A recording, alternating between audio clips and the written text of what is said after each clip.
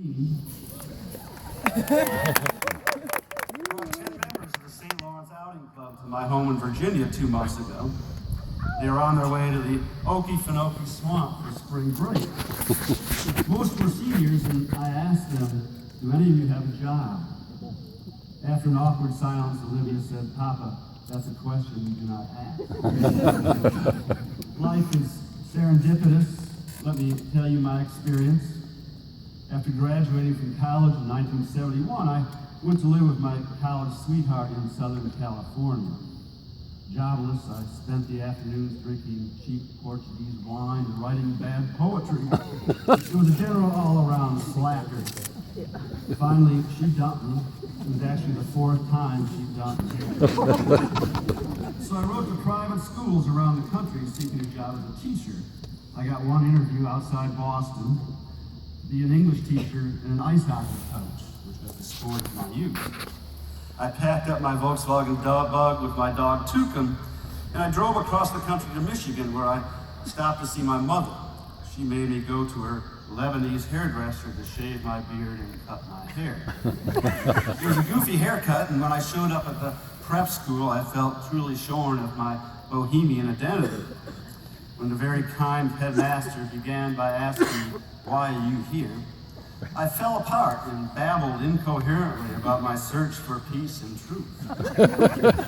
Waiting to hear that I was not going to get the job as an English teacher and hockey coach, I stayed with old friends on Cape Cod, and one spoke of the joys of organic gardening, of shoveling manure and harvesting vegetables. So, with no job and no prospects, no girlfriend and no money, and a goofy haircut, I decided to return to North Carolina, where I'd gone to college, and start an organic vegetable garden. This is how I became a professional gardener. Although my hairstyle continues to be a source of constant mirth for my family and friends, I learned indeed how sweet are the uses of adversity. Don't worry, you have a lot going for you. During the outing club's visit, my wife asked one of you, what do you like most about St. Lawrence? And you said, the people. This is a profoundly strong community. The North Country is a cold place. It's a long, dark winter. You're geographically isolated. But you've made friends, Laurentians forever. And this is a place you can always come home to, a blessed sanctuary of perpetual memory.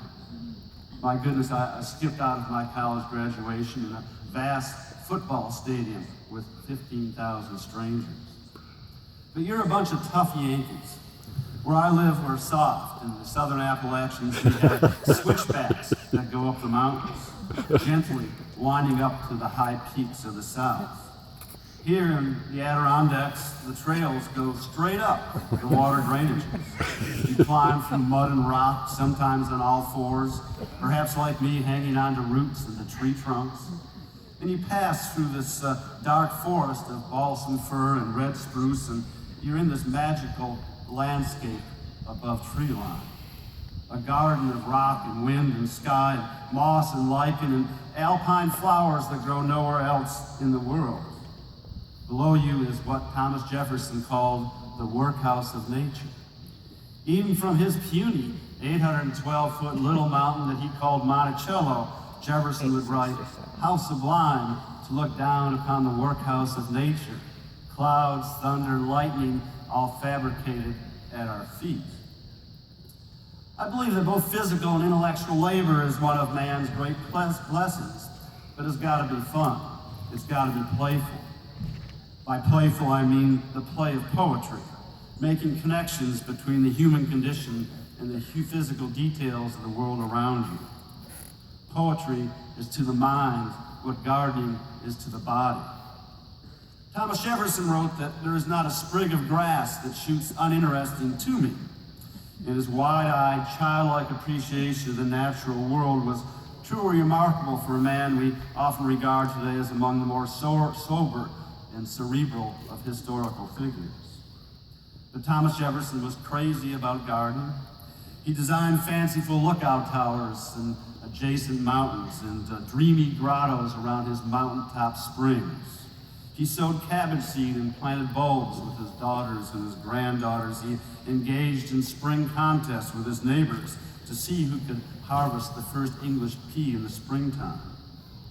Although few gardeners failed as often as Thomas Jefferson, although few gardeners killed as many plants as Thomas Jefferson, few gardeners had as much fun. Gardening for him was a dance with the elements, where he wrote, "The failure of one thing is repaired by the success of another." A wonderful mantra, not about gardening so much as about your life ahead. You need to struggle up that mountain, and like the seeds of those alpine plants, you're going to find times when you're blown into a rock crevice, frozen, windblown.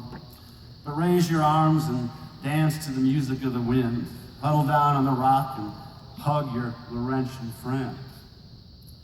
Once you receive this diploma, according to the world, like it or not, you are officially an adult.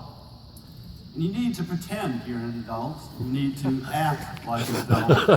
And please, look at the world wide-eyed, playfully, and with wonder, like a child.